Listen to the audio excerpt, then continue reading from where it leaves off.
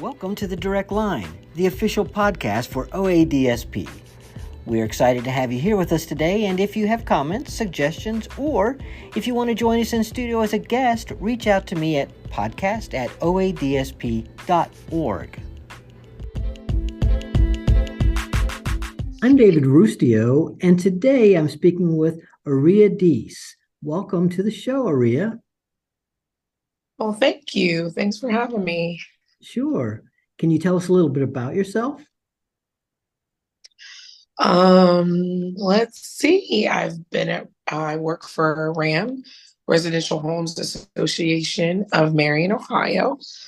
I've worked for about 25 years. Okay. I have a daughter that's 24 years old, and my first day of training there, I found out I was pregnant with her. Oh. So I was completely devastated. So I didn't come to my first day of training because I was so distraught, but I came back the next day and was ready to go. And in a full circle, in a loop, to now she works here. So Right. I have a granddaughter. Her name is Harmony, and she's the joy of my life. I bet. And she's a little ornery. We're definitely in the terrible too. So we're definitely there. She likes to sing. Okay. And her sings, so do I. So, and then her grandfather plays just about every instrument you can think of. Okay. So we're a musical family. A lot of music in our house. Sometimes late at night when I'd like to be asleep and she'd like to sing Twinkle, Twinkle, Little Star. And I'd like but I do it. So that's pretty much it for my family. I am a pretty chill person. I waited, I guess, to get 40-something years old to work all the time. All I do is work. I work 2 jobs here and I work another job, plus help with my granddaughter. So, and then every night at midnight, when I should be asleep, I am doing an online Bible study with church. So yeah. There's so a Bible needless to study at midnight. At midnight, yes. So needless to be all the time. But Oh, that's fantastic. How long does it last? It doesn't go till 3 a.m., does it? there were a couple nights that it did. Oh, goodness. And trust me, and I am the staff of this Bible study.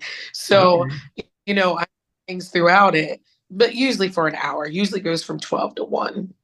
Okay. Yeah. I'm surprised that there's a lot of people on there, but there is. Okay. Now, you mentioned that you work for RAM. So tell us about that organization. When I was young, I used to hear about RAM. Okay. I got it from some people who worked here, and they used to always say to me, you should go to RAM, it's a good place to work, you should go, you're good with people, you should go to RAM. And I'm like, I don't know if I can do that kind of work. I didn't know if I would be able to do it. But when I came, it's been such a blessing. We serve people who have developmental disabilities and have several group homes, and then we have some of our individuals who live in their own live with their families or live in an apartment or a friend or something like that. And I do the scheduling here of the staff who provide the care to the individuals. Okay, scheduling of staff. Now that sounds complex. Talk about that. Okay, so it has its highs and lows. I'm just going to be honest. We all seen that COVID changed a lot. Sure. There are a lot of people who left the workforce and a lot of people now that are starting to come back, but it's slowly coming back. So that COVID definitely changed my job. My job has different dimensions to it every day.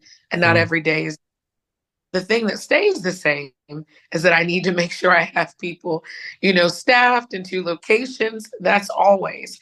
But as far as what my everyday day looks like, that can be different.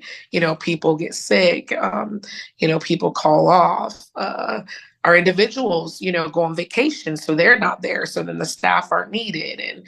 And, so it's a lot. So, Aria, what happens when you run out of options? Oh my. That's when you got to get a little creative. Um, when I run out of options, and there are days that I do, sometimes that, everybody, all the staff that we have are at locations and there's not anybody to work at this location or that location. I sometimes go out and work. Our administrative team here goes out and work. None of us are above it. So we do what we have to do to get things covered. What are some tools that you have other than administrative people, or is that it? No, one of the things that's good for me is I've worked in all the locations that we have at RAM, or Oh, most of them. So I okay. have pretty good relationships with the individuals and the staff.